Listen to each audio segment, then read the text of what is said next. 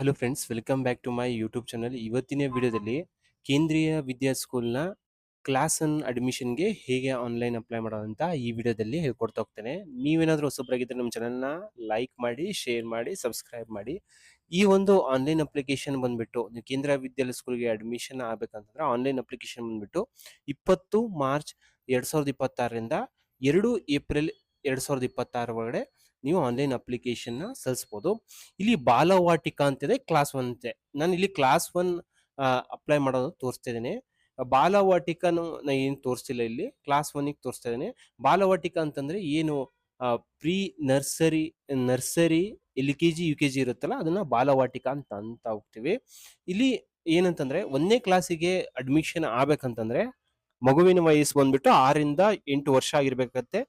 ಯಾವ್ದು ಕ್ಯಾಟಗರಿಯವರು ಅಪ್ಲೈ ಮಾಡಬಹುದು. SC ST ಕ್ಯಾಟಗರಿಯವರು, OBC ಕ್ಯಾಟಗರಿಯವರು, BPL ಇದ್ದವರಿಗೆ ಸ್ವಲ್ಪ ಅಡ್ವಾಂಟೇಜ್ ಜಾಸ್ತಿ ಇರ್ತಾಗುತ್ತೆ. ಇಲ್ಲಿ ಈಗ ಸದ್ಯಕ್ಕೆ ಏನಂತಂದ್ರೆ ಕ್ಲಾಸ್ ಒನ್ ಸ್ಟಾರ್ಟ್ ಆಗಿದೆ, ಕ್ಲಾಸ್ ಒನ್ ಅಷ್ಟೇ ನೀವು ಅಪ್ಲೈ ಮಾಡಬಹುದು. ಇಲ್ಲಿ ನಿಮ್ಗೆ ಏನೆಲ್ಲ ಡಾಕ್ಯುಮೆಂಟ್ಸ್ ಬೇಕಂತ ಬಂದ್ರೆ ಬರ್ತ್ ಸರ್ಟಿಫಿಕೇಟ್ ಬೇಕಾಗತ್ತೆ, ಒಂದು ರೆಸಿಡೆನ್ಸ್ ಪ್ರೂಫ್ ಬೇಕಾಗತ್ತೆ, ಕ್ಯಾಟಗರಿ ಸರ್ಟಿಫಿಕೇಟ್ ಬೇಕಾಗತ್ತೆ, ಚೈಲ್ಡ್ ನ ಫೋಟೋಗ್ರಾಫ್ ಬೇಕಾಗತ್ತೆ, ಒಂದು ಆಧಾರ್ ಕಾರ್ಡ್ ನ ಬೇಕಾಗತ್ತೆ. ಇಲ್ಲಿ ಇಲ್ಲಿ ಫಸ್ಟ್ಗೆ ಬಂದು ಈ ತರ ಹೋಮ್ ವೆಬ್ಸೈಟ್ ಲಿಂಕ್ ನ ನಾನು ನನ್ನ ವಿಡಿಯೋ ಡಿಸ್ಕ್ರಿಪ್ಷನ್ ಕೊಟ್ಟಿರ್ತೇನೆ. ಆ ಲಿಂಕ್ ನ ಮೇಲೆ ಕ್ಲಿಕ್ ಮಾಡೋ ಮುಖಾಂತರ ನೀವು ಈಸಿಯಾಗಿ ನೋಟಿಫಿಕೇಶನ್ ಓದ್ಕೊಂಡು ಕೇಂದ್ರೀಯ ವಿದ್ಯಾಲಯ ಸಂಘಟನಾ ಅಡ್ಮಿಷನ್ ಕ್ಲಾಸ್ ಒನ್ಗೆ ಅಡ್ಮಿಷನ್ ಆನ್ಲೈನ್ ಅಪ್ಲಿಕೇಶನ್ ನೀವು ಸಲ್ಲಿಸಬಹುದು. ಇಲ್ಲಿ ಲಾಗಿನ್ ಅಂತ ಇದೆ. ಇಲ್ಲಿ ನೀವು ಲಾಗಿನ್ ಅಂತ ಬಂದ್ರೆ ಲಾಗಿನ್ ಅಂತ ಕ್ಲಿಕ್ ಮಾಡ್ಬೇಕಾಗತ್ತೆ. ನೀವು ಏನಂತಂದ್ರೆ ರಿಜಿಸ್ಟ್ರೇಷನ್ ಮಾಡಿದ್ರೆ ಇದು ಲಾಗಿನ್ ನ ಕೋಡ್ ನ ಹಾಕ್ಬೇಕಾಗತ್ತೆ, ಡೇಟ್ ಆಫ್ ಬರ್ತ್ ನ ಹಾಕ್ಬೇಕಾಗತ್ತೆ, ಮೊಬೈಲ್ ನಂಬರ್ ನ ಹಾಕಿ ಕ್ಯಾಪ್ಚಾ ಕೋಡ್ ನ ಹಾಕಿ ಲಾಗಿನ್ ಮಾಡ್ಬೇಕಾಗತ್ತೆ. ಇಲ್ಲಿ ಫಸ್ಟ್ ಟೈಮ್ ಏನಾದ್ರು ಅಪ್ಲೈ ಮಾಡ್ತಿದ್ರೆ ಇಲ್ಲಿ ರಿಜಿಸ್ಟರ್ ಹಿಯರ್ ಅಂತ ಇದೆ, ಅಂತ ಕ್ಲಿಕ್ ಮಾಡಿದಾಗ ಇಲ್ಲಿ ಏನಂತಂದ್ರೆ ಇಲ್ಲಿ ಈ ತರ ಬರ್ತಾ ಹೋಗುತ್ತೆ ಇನ್ಸ್ಟ್ರಕ್ಷನ್ಸ್. ಫಸ್ಟ್ ಒಂದು ಫೀಲ್ಡ್ ಅಲ್ಲಿ ಇನ್ಸ್ಟ್ರಕ್ಷನ್ಸ್ ನ ನೀವು ಓದ್ಕೊಂಡಿರ್ಬೇಕತ್ತೆ. ರಿಜಿಸ್ಟ್ರೇಷನ್ ಫಸ್ಟ್ ಟೈಮ್ ರಿಜಿಸ್ಟ್ರೇಷನ್ ಮಾಡಿ ಸೈನ್ ಅಪ್ ಮಾಡ್ಬೇಕಾಗತ್ತೆ. ಆಮೇಲೆ ರಿಜಿಸ್ಟ್ರೇಷನ್ ಕಂಪ್ಲೀಟ್ ಆದಾಗ ಲಾಗಿನ್ ಕೋಡ್ ಬರುತ್ತೆ. ಲಾಗಿನ್ ಕೋಡ್ ಮುಖಾಂತರ ನೀವು ಎಲ್ಲ ಏನಂತಂದ್ರೆ ಅಪ್ಲೈ ಮಾಡ್ಬೋದು. ಇಲ್ಲಿ ಅಡ್ಮಿಷನ್ ಅಪ್ಲಿಕೇಶನ್ ಫಾರ್ಮ್ ನ ತುಂಬಬೇಕಾಗತ್ತೆ, ಆ ಡಾಕ್ಯುಮೆಂಟ್ಸ್ ನ ಅಪ್ಲೋಡ್ ಮಾಡ್ಬೇಕಾಗತ್ತೆ. ಇಲ್ಲಿ ಬೇಸಿಕ್ ಇನ್ಫಾರ್ಮೇಶನ್ ಫಸ್ಟ್ ಸ್ಟೆಪ್ ಅಲ್ಲಿ ಪೇರೆಂಟ್ಸ್ ಡೀಟೇಲ್ಸ್ ನ, ಸಿಬ್ಲಿಂಗ್ಸ್ ಇದ್ರೆ ಅಂದ್ರೆ ಅಪ್ಲೈ ಮಾಡ್ತಿರ್ತಕ್ಕಂಥ ಮಗುಗೆ ಏನಾದ್ರು ತಂಗಿ, ಅಣ್ಣ, ತಂಗಿ ಅದಿದ್ರೆ ಅವರ ಡೀಟೇಲ್ಸ್ ನ ತುಂಬಬೇಕಾಗತ್ತೆ. ಸ್ಕೂಲ್ ನ ಸೆಲೆಕ್ಟ್ ಮಾಡಬೇಕತ್ತೆ, ಅಪ್ಲೋಡ್ ಡಾಕ್ಯುಮೆಂಟ್ಸ್ ನ ಅಪ್ಲೋಡ್ ಮಾಡಕತ್ತೆ, ಪ್ರಿವ್ಯೂ ಕೊಡಕತ್ತೆ. ಪ್ರಿವ್ಯೂ ನೋಡ್ಬೇಕಾಗತ್ತೆ ನೀವು ಏನು ಕರೆಕ್ಟ್ ಆಗಿ ತುಂಬಿದೀನಿಲ್ಲ ಅಂತಂದು. ಇಲ್ಲಾಂದ್ರೆ ಎಡಿಟ್ ಮಾಡಬೇಕು, ಡಿಕ್ಲರೇಷನ್ ನೋಡಿ ಸಬ್ಮಿಟ್ ಮಾಡಬೇಕು. ಇಲ್ಲಿ ಚೆಕ್ ಬಾಕ್ಸ್ ಮೇಲೆ ಟಿಕ್ ಮಾಡಿ ನಾನು ಏನಂತಂದ್ರೆ ಇಲ್ಲಿ ಯಾವ ಒಂದು ಕ್ಲಾಸಿಗೆ ಅಪ್ಲೈ ಮಾಡ್ತಿದ್ದೀರಾ, ಬಾಲವಾಟಿಕಾನ ಅಪ್ಲೈ ಮಾಡ್ತೀರಾ, ನಾನು ಇಲ್ಲಿ ಕ್ಲಾಸ್ ಒನ್ಗೆ ಅಪ್ಲೈ ಮಾಡ್ತಿದ್ದೀನಿ. ನೀವು ಹಿಂಗೆ ಬಾಲವಾಟಿಕೆಗೂ ಅಪ್ಲೈ ಮಾಡಬಹುದು. ಬಾಲವಾಟಿಕಾ ಡೇಟ್ ಅಂದ್ರೆ ನರ್ಸರಿ LKG UKG ಮತ್ತೆ ನರ್ಸರಿ ಇನ್ನೂ ಸ್ಟಾರ್ಟ್ ಆಗಿಲ್ಲ. ಈ ಫಸ್ಟ್ ಸ್ಟ್ಯಾಂಡರ್ಡ್ಗೆ ಒಂದೇ ನೀವು ಅಪ್ಲೈ ಮಾಡೋದು. Name of the child, first name ನ ಚೈಲ್ಡ್ ನ ನೇಮ್ ನ ಇಲ್ಲಿ ಎಂಟ್ರಿ ಮಾಡಬೇಕು. ಸಪೋಸ್ ಸಂಜಯ್ MK ಅಂತ ಹೆಸರಿದ್ರೆ ಇಲ್ಲಿ ಸಂಜಯ್ನ ತುಂಬಬೇಕಾಗತ್ತೆ. ಫಸ್ಟ್ ನೀವು ಎಂ ನ ಇಲ್ಲಿ ತುಂಬಬೇಕಾಗತ್ತೆ, ಕೆ ನ ತುಂಬಬೇಕಾಗತ್ತೆ, ಇಲ್ಲಿ ತುಂಬಬೇಕಾಗತ್ತೆ. ಇಲ್ಲಿ ಚೈಲ್ಡ್ ಡಿಫರೆನ್ಷಿಯಲಿ ಏಬಲ್ಡ್ ಅಂದ್ರೆ PWD ಕ್ಯಾಂಡಿಡೇಟ್ಸ್ ಇದ್ರೆ ಎಸ್ ಅಂತ ತುಂಬಬೇಕಾಗತ್ತೆ, ಇಲ್ಲ ಅಂತಂದ್ರೆ ನೋ. ಇಲ್ಲಿ ಡೇಟ್ ಆಫ್ ಬರ್ತ್ ಬಂದ್ಬಿಟ್ಟು ನೋಡ್ರಿ, 1ನೇ ಕ್ಲಾಸಿಗೆ ನೀವು ಅಪ್ಲೈ ಮಾಡ್ತಿದ್ದೀರಾ ಅಂತಂದ್ರೆ ಈ ಡೇಟ್ ಆಫ್ ಬರ್ತ್ ಈ ರೀತಿ ಇರ್ಬೇಕಾಗತ್ತೆ. ಇಲ್ಲಿ ಬಾಲವಾಟಿಕಾ 3 ನ ಅಪ್ಲೈ ಮಾಡ್ಬೇಕಂದ್ರೆ ಈ ಡೇಟ್ ಆಫ್ ಬರ್ತ್ ಇರ್ಬೇಕು. ಇಲ್ಲಿ ನೀವು ನೋಡ್ಬೋದು ಯಾವ ಒಂದು ಡೇಟ್. ಬಾಲವಾಟಿಕಾ 2 ಅಪ್ಲೈ ಮಾಡ್ತೀರಂದ್ರೆ ಈ ಡೇಟ್ ಆಫ್ ಬರ್ತ್ ಒಳಗಡೆ ಇರ್ಬೇಕಾಗತ್ತೆ. ಈ ಡೇಟ್ ಆಫ್ ಬರ್ತ್ ಇಂದ ಈ ಡೇಟ್ ಆಫ್ ಬರ್ತ್ ಒಳಗಡೆ ಇರ್ಬೇಕು. ಬಾಲವಾಟಿಕಾ 1 ಅಂದ್ರೆ ನರ್ಸರಿ, ಈ ರೀತಿ ಈ ಡೇಟ್ ಆಫ್ ಬರ್ತ್ ಇಂದ ಈ ಡೇಟ್ ಆಫ್ ಬರ್ತ್ ಇರ್ಬೇಕು. ಇಲ್ಲಿ ಕ್ಲಾಸ್ ಒನ್ ನ ಇಲ್ಲಿ ಮಾಡಿದ್ರೆ ಇಲ್ಲಿ ಡೇಟ್ ಆಫ್ ಬರ್ತ್ ಯಾವ ಒಂದು ಡೇಟ್ ನಿಂದ ಯಾವ ಒಂದು ಡೇಟ್ ಇರ್ಬೇಕಂತ ತೋರಿಸುತ್ತೆ. ಇಲ್ಲಿ ಚೈಲ್ಡ್ ಸೀಕಿಂಗ್ ಅಡ್ಮಿಷನ್ ಆಫ್ ಕೇಂದ್ರೀಯ ವಿದ್ಯಾಲಯ ಸಂಘಟನೆ ಎಂಪ್ಲಾಯ್ ಅಂತದೆ. ಇಲ್ಲಿ ಕೇಂದ್ರೀಯ ವಿದ್ಯಾಲಯ ಸಂಘಟನಾ ಅಂದ್ರೆ ಕೇಂದ್ರೀಯ ವಿದ್ಯಾಲಯ ಸ್ಕೂಲ್ ನಲ್ಲಿ ಕೆಲಸ ಮಾಡ್ತಿರ್ತಕ್ಕಂಥ ಮಗು ಏನಾದ್ರು ಅಡ್ಮಿಷನ್ ಆಗ್ತಿದ್ದೀನಾ ಅಂತಂದು ಕೇಳ್ತಿದೆ. ಇಲ್ಲ ಅಂತ ಸೆಲೆಕ್ಟ್ ಮಾಡ್ಬೇಕತ್ತೆ. ಇಲ್ಲಿ ಕೇಂದ್ರೀಯ ವಿದ್ಯಾಲಯ ಸಂಘಟನೆ ಎಂಪ್ಲಾಯ್ ನ ಮಗುನೇ ಅಡ್ಮಿಷನ್ ಮಾಡಿಸಿದ್ರೆ ಇಲ್ಲಿ ಎಸ್ ಅಂತ ಸೆಲೆಕ್ಟ್ ಮಾಡ್ಬೇಕತ್ತೆ. ಇಲ್ಲ ಅಂತಂದ್ರೆ ನೋ ಅಂತ ಇಲ್ಲಿ ಸೆಲೆಕ್ಟ್ ಮಾಡಕತ್ತೆ. ಇಮೇಲ್ ಅಡ್ರೆಸ್ ನ ಹಾಕ್ಬೇಕತ್ತೆ, ಇಲ್ಲಿ ಮೊಬೈಲ್ ನಂಬರ್ ಹಾಕ್ಬೇಕತ್ತೆ, ಇಲ್ಲಿ ಕ್ಯಾಪ್ಚಾ ಕೋಡ್ ನ ಹಾಕಿ ರಿಜಿಸ್ಟರ್ ಕ್ಲಿಕ್ ಮಾಡ್ಬೇಕತ್ತೆ. ಇಲ್ಲಿಗೆ ಏನಂತಂದ್ರೆ ರಿಜಿಸ್ಟ್ರೇಷನ್ ಪ್ರೊಸೆಸ್ ಕಂಪ್ಲೀಟ್ ಆಗ್ತಾ ಹೋಗುತ್ತೆ. ರಿಜಿಸ್ಟ್ರೇಷನ್ ಪ್ರೊಸೆಸ್ ನಿಮ್ದು ಕಂಪ್ಲೀಟ್ ಆದಾಗ ಇಲ್ಲಿ ನಿಮ್ಮ ಲಾಗಿನ್ ಕೋಡ್ ನಿಮ್ಮ ಮೊಬೈಲ್ ನಂಬರ್ಗೆ ಬರುತ್ತೆ, ಒಂದು ಲಾಗಿನ್ ಕೋಡ್ ಬರುತ್ತೆ. Date of birth of the child ಹಾಕ್ಬೇಕಾಗತ್ತೆ, ಡೇಟ್ ಆಫ್ ಬರ್ತ್ ನ, ಮೊಬೈಲ್ ನಂಬರ್ ಹಾಕ್ಬೇಕಾಗತ್ತೆ, ನಿಮ್ದು ಮೊಬೈಲ್ ನಂಬರ್ ಟೈಪ್ ಮಾಡ್ಬೇಕಾಗತ್ತೆ. ಇಲ್ಲಿ ಕ್ಯಾಪ್ಚಾ ಕೋಡ್ ನ ಕೊಟ್ಟು ಲಾಗಿನ್ ಕೊಡ್ಬೇಕಾಗತ್ತೆ.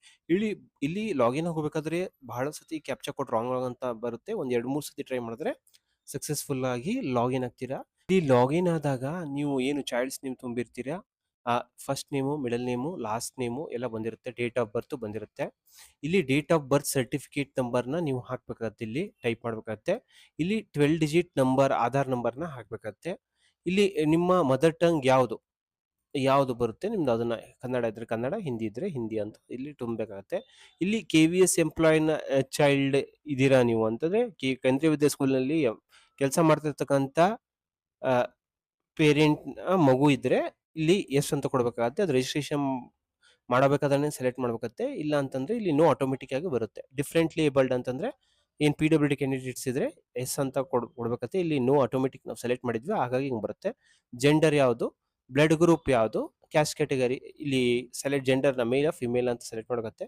ಬ್ಲಡ್ ಗ್ರೂಪ್ ಯಾವುದು ನಿಮ್ದು ಅಂತಂದು ಇಲ್ಲಿ ಸೆಲೆಕ್ಟ್ ಮಾಡಬೇಕು. ಕ್ಯಾಸ್ಟ್ ಕ್ಯಾಟಗರಿ ನೀವು 2A 2B 2A 2B 3A 3B ಇದ್ರೆ ನೀವು OBC ಬಂದ್ರೆ OBC ಸೆಲೆಕ್ಟ್ ಮಾಡ್ರಿ, SC ಬಂದ್ರೆ SC ST, ಜನರಲ್ ಬಂದ್ರೆ ಜನರಲ್ನ ಸೆಲೆಕ್ಟ್ ಮಾಡಿ. ಇಲ್ಲಿ OBC ಅಂತ ಇಲ್ಲಿ ಸೆಂಟ್ರಲ್ ಸೆಲೆಕ್ಟ್ ಮಾಡಿದ್ರೆ ಒಂದು ಬೇರೆ ಬೇರೆ ಅರ್ಥ ಇರುತ್ತೆ. ಇಲ್ಲಿ ಕ್ರಿಮಿ ಲೇಯರ್ ಅಂತ ಬರುತ್ತೆ, ನಾನ್ ಕ್ರಿಮಿ ಲೇಯರ್. ನಾನ್ ಕ್ರಿಮಿ ಲೇಯರ್ ಬಂದ್ಬಿಟ್ಟು 8 ಲಕ್ಷದ ಒಳಗಡೆ ಇದ್ವಿ ಅಂತಂದ್ರೆ ನಾನ್ ಕ್ರಿಮಿ ಲೇಯರ್ ಅಂತ ಬರುತ್ತೆ. ಅದರ ಸರ್ಟಿಫಿಕೇಟ್ ಒಂದು ಮಾಡಿಸಿರ್ಬೇಕಾಗತ್ತೆ. ಸರ್ಟಿಫಿಕೇಟ್ ನಂಬರು, ಸರ್ಟಿಫಿಕೇಟ್ ಇಶ್ಯೂಂಗ್ ಅಥಾರಿಟಿ ಮತ್ತೆ ಡೇಟ್ ಆಫ್ ಇಶ್ಯೂ.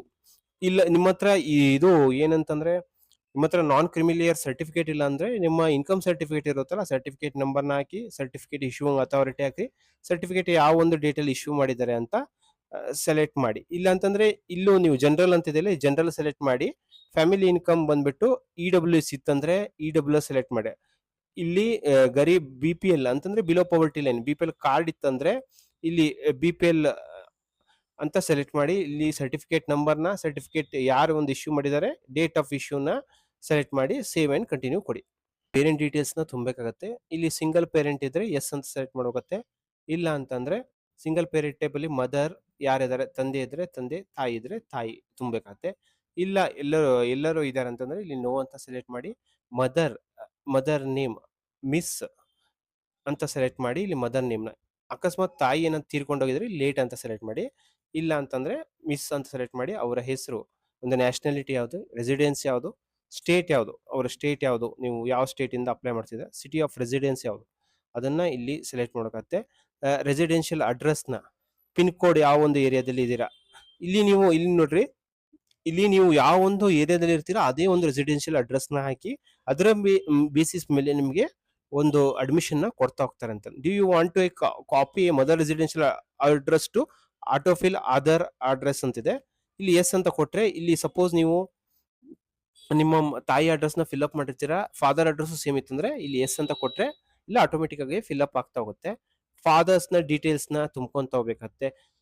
ಫಾದರ್ ಏನು ಇದಾರ ಇಲ್ಲೋ ಅಂತಂದು, ಫಾದರ್ಸ್ ನೇಮ್ ನ, ನ್ಯಾಷನಾಲಿಟಿ, ರೆಸಿಡೆನ್ಸ್ ಯಾವುದು, ಸ್ಟೇಟ್ ಆಫ್ ರೆಸಿಡೆನ್ಸ್ ಯಾವ ಸ್ಟೇಟ್ ಅಲ್ಲಿ, ಯಾವ ಒಂದು ಸಿಟಿಯಲ್ಲಿ ಇದ್ದಾರೆ, current residential proof residential address ಯಾವ್ದಿದೆ ಅದನ್ನ ತುಂಬಬೇಕಾಗತ್ತೆ. ಪಿನ್ ಕೋಡ್ ನ ತುಂಬಬೇಕಾಗತ್ತೆ.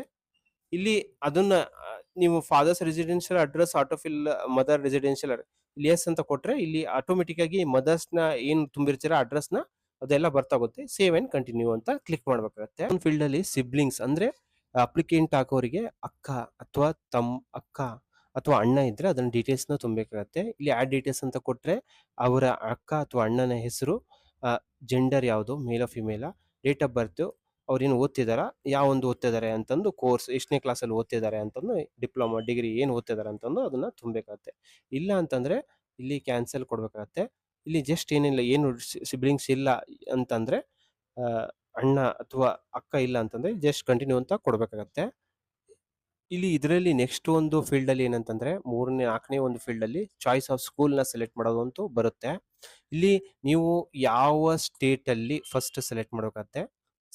ಕರ್ನಾಟಕ ಅಂತ ಸೆಲೆಕ್ಟ್ ಮಾಡಿದ್ರೆ ಇಲ್ಲಿ ಯಾವ ಒಂದು ಸ್ಟೇಟು, ಯಾವ ಒಂದು ಸ್ಕೂಲ್ ತೋರಿಸ್ತಾ ಹೋಗುತ್ತೆ. ನಿಮಗೆ ಯಾವ ಒಂದು ಊರಲ್ಲಿ ಬೇಕು. ಒಟ್ಟು 3 ಸ್ಕೂಲ್ನ ಸೆಲೆಕ್ಟ್ ಮಾಡ್ಬೇಕಾಗತ್ತೆ. ನಿಮ್ಮ ಯಾವ ಒಂದು ಊರಿದೆ ಅದನ್ನ ಸೆಲೆಕ್ಟ್ ಮಾಡಿ. ಸೆಕೆಂಡ್ ಒಂದು ಯಾವ್ದಿದೆ ಅದನ್ನ ಒಂದು ಸೆಲೆಕ್ಟ್ ಮಾಡಿ. ನಾನಿಲ್ಲಿ ಸೆಲೆಕ್ಟ್ ಮಾಡ್ತಾ ಹೋಗ್ತೇನೆ ಯಾವ್ದೋ ಒಂದು ಸ್ಕೂಲು.